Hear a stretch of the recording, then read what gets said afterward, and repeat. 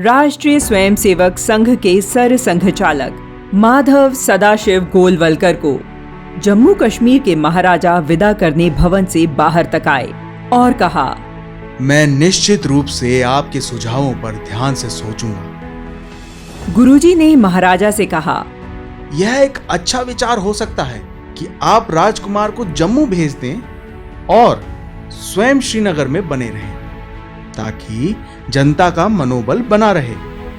17 अक्टूबर को संघ के द्वितीय सरसंघचालक गुरुजी दिल्ली के प्रचारक वसंतराव ओक और बैरिस्टर नरेंद्रजीत सिंह के साथ श्रीनगर पहुंचे थे।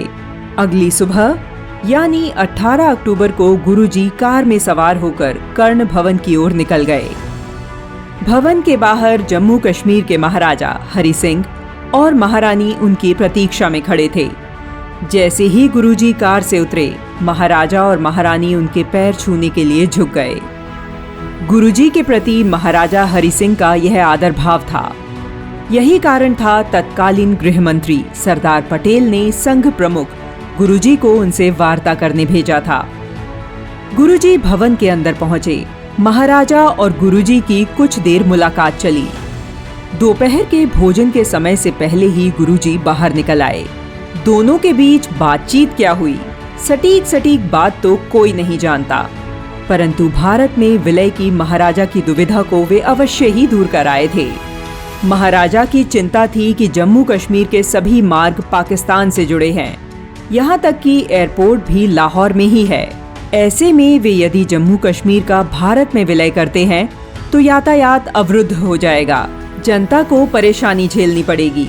गुरुजी ने इसका समाधान देते हुए कहा, रेल, सड़क या हवाई मार्ग ये कोई बड़ी समस्या नहीं है, इसे तो भारत के साथ भी जोड़ा जा सकता है। गुरुजी दिल्ली लौटे और सरदार पटेल से मुलाकात कर उन्हें पूरी बात बताई। पटेल को पता था कि गुरुजी की बात का महाराजा पर अवश्य प्रभाव पड़ेगा और गुरुजी से मुलाकात के 8 दिन बाद ही 26 अक्टूबर को महाराजा ने विलय पत्र पर हस्ताक्षर कर सदैव के लिए जम्मू कश्मीर को सुरक्षित हाथों में सौंप दिया।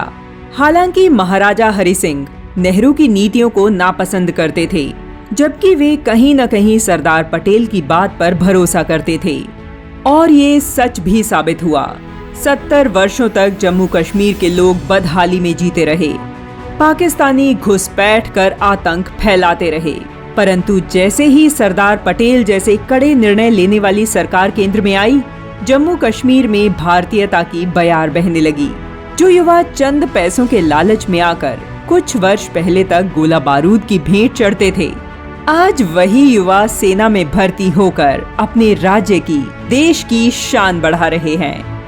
आज जम्मू कश्मीर में न मात्र तिरंगा लहरा रहा है, अपितु शांति व्यवस्था भी लौट आई है।